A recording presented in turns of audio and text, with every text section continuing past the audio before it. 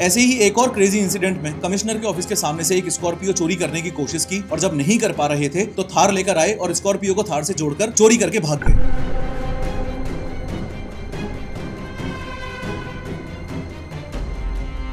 Indian roads पर चलती हुई थार की इमेज ऐसी बन गई है कि सड़क पर चलती हुई ये गाड़ी एक आम आदमी को दो धारी तलवार के जैसे दिखाई देती है। लोग ऑलरेडी मान चुके हैं कि जिसके हाथ में थार का स्टीयरिंग आ जाता है वो बंदा आज नहीं तो कल या तो खुद को बर्बाद करेगा या फिर किसी सामने वाले को बर्बाद करेगा। अगर रोड रेज में सामने वाले को नहीं कुचला तो ओवर स्पीडिंग में खुद की जान ले लेगा। मतलब है दोनों तरफ तबाही ही। जैसे रील बनाने के चक्कर में ये बंदा रेलवे ट्रैक पर चढ़ गया, फिर जब थार फंस गई और इसको पकड़ने के लिए पुलिस आई तो इतनी तेजी से थार पीछे भगा के ले गया कि या तो खुद की थार पलटती या फिर किसी को कुचल ही दिया होता। सिमिलरली फ्राइडे नाइट सुबह 4:15 बजे कुछ लोग क्लब से निकले, ओवर स्पीडिंग की वजह से कंट्रोल छूटा, दिल्ली जयपुर एक्सप्रेसवे के डिवाइडर से थार टकराई और गाड़ी में मौजूद 6 लोग, 3 लड़के और 3 लड़कियों में से 5 की मौत हो गई और 1 पर्सन क्रिटिकली इंजर्ड हो गया। अब इन सारी वायरल वीडियोस और रोड रेज एक्सीडेंट्स को देख के डीजीपी साहब का गुस्सा जायज लगता है। ऐसा लगता है कि थार वालों में पक्का कुछ ना कुछ गड़बड़ी तो है, पर एक बार ठहर के खुद से ये सवाल पूछना भी तो जरूरी है कि कहीं तुम कंफर्मेशन बायस का शिकार तो नहीं हो रहे। मतलब जब कोई स्विफ्ट या वैगनार वाला गलती करता है तो तुम कह देते हो कि ड्राइवर बेवकूफ है, पर जब वही गलती अगर थार वाला करे तो तुम कहते हो कि थार वाले तो सारे के सारे ही बेवकूफ हैं। तो क्या सच में गलती गाड़ी के ब्रांड की है या फिर कहानी कुछ और ही चल रही है? क्योंकि डेटा कहता है कि बाकी सेगमेंट की गाड़ियों के ड्राइवर भी रोड रेज में कुछ ज्यादा पीछे नहीं है। 19 मई 2024 पुणे, पिछले साल का famous Pune Porsche accident case, जिसमें पुणे के कल्याणी नगर एरिया में एक 17 साल का लड़का एक पोर्शे कार चलाते वक्त 2 बाइक राइडर्स को टक्कर मार देता है। ये दोनों विक्टिम लोग मध्य प्रदेश के रहने वाले थे और मौके पर ही उनकी मौत हो जाती है। मीडिया रिपोर्ट्स के हिसाब से इस लड़के ने एक्सीडेंट से पहले शराब पी थी और ये एक लग्जरी पोर्शे कार चला रहा था जो अनरजिस्टर्ड थी। एक्सीडेंट के बाद लड़के का बाप एमएलए सुनील टिंगरे को पुलिस स्टेशन ले आया, जिसके बाद पुलिस ने उस लड़के को स्पेशल ट्रीटमेंट दिया और उसका ब्लड एल्कोहल टेस्ट 8 घंटे से ज्यादा डिले कर दिया। पुलिस और डॉक्टर्स ने ब्लड सैंपल चेक किया जो एलिजिडली लड़के की मां के खून से स्वैप कर दिया गया था। सबसे बड़ी कंट्रोवर्सी ये हुई कि जुवेनाइल जस्टिस बोर्ड ने एक्यूज्ड माइनर को कुछ ही घंटों में बेल दे दी और कंडीशंस ये थी कि वो 15 दिन येरवाड़ा पुलिस के साथ काम करे, रोड एक्सीडेंट्स पर 300 वर्ड्स का ऐसे लिखे और अपनी ड्रिंकिंग हैबिट का ट्रीटमेंट करवाए। इस ऐसे लिखने वाली बेल ने पूरे देश की कानून व्यवस्था पर सवाल खड़ा कर दिया था कि ये कैसा न्याय है भाई। वैसे गाड़ी कौन सी? पोर्शे। कंक्लूजन क्या निकला?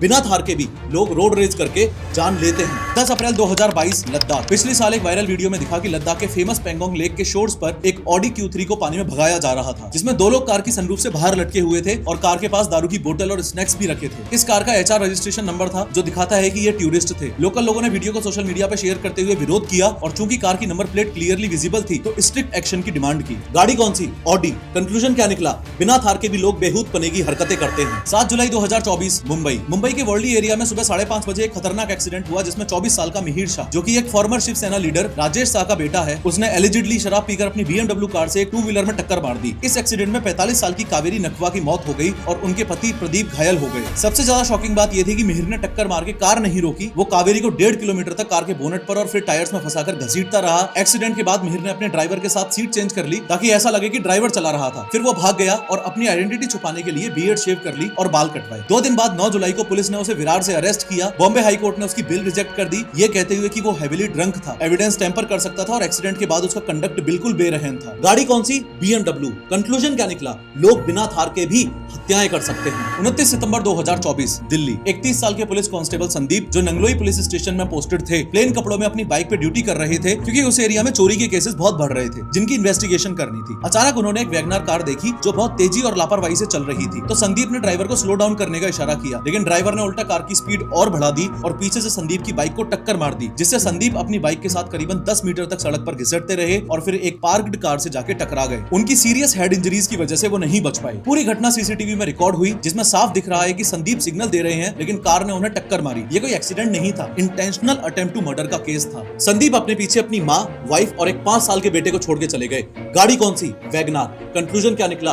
बिना थार के भी लोग हत्याएं करते हैं। पॉइंट ये है कि रोड रेज के केसेस वो लोग भी कर रहे हैं जो थार में बैठे हैं और वो भी कर रहे हैं जो थार में नहीं बैठे। ऐसे ही रेकलेस ड्राइविंग और अटेम्प्ट टू मर्डर के केसेस वो भी कर रहे हैं जो थार में बैठे हैं और वो भी कर रहे हैं जो थार में नहीं बैठे। इसलिए डीजीपी ओपी सिंह का ये स्टेटमेंट कि जो लोग थार और बुलेट चलाते हैं उनका तो दिमाग घुमा हुआ होता है, ये बात कई लोगों को रास नहीं आई। और उन्हीं लोगों में से एक है गुरुग्राम के सेक्टर 102 में रहने वाले सर्वो मित्तर, जिन्होंने डीजीपी ओपी सिंह के बयान के जस्ट बाद उनके खिलाफ सीधा लीगल नोटिस ही भेज दिया कि सबसे पहले तो आप अपना स्टेटमेंट वापस लो और एक लिखित में माफी मांगो। अगर 15 दिनों में माफी नहीं मिली तो वो भारतीय न्याय संहिता सेक्शन 365 के अंडर डीजीपी के खिलाफ डिफेमेशन यानी कि मानहानि का केस ठोक देंगे। ये व्यक्ति जिन्होंने डीजीपी के खिलाफ केस किया, इन्होंने जनवरी 2023 में महिंद्रा थार खरीदी थी लगभग 30 लाख रुपए की। इनका आर्गुमेंट है कि डीजीपी के स्टेटमेंट ने उनकी सोशल रेपुटेशन की धज्जियां उड़ा दी हैं। उनका इंटेंट है कि वो कोई नेता या गुंडा नहीं बल्कि एक कॉमन टैक्स पेइंग सिटीजन है जिन्होंने शौक और सेफ्टी के लिए थार ली थी। लेकिन डीजीपी के थार वालों का दिमाग घुमा हुआ होता है वाले स्टेटमेंट के बाद उनके पड़ोसी, रिश्तेदार और दोस्तों ने उनका मजाक उड़ाना शुरू कर दिया। नोटिस में लिखा हुआ है कि शर्म के बारे उन्होंने अपनी थार निकालनी बंद कर दी है और वो दूसरी गाड़ी यूज कर रहे हैं। अब या तो डीजीपी अपने स्टेटमेंट वापस लेकर रिटर्न अपोलॉजी दें या फिर ये बंदा डिफेमेशन का केस ठोक दे।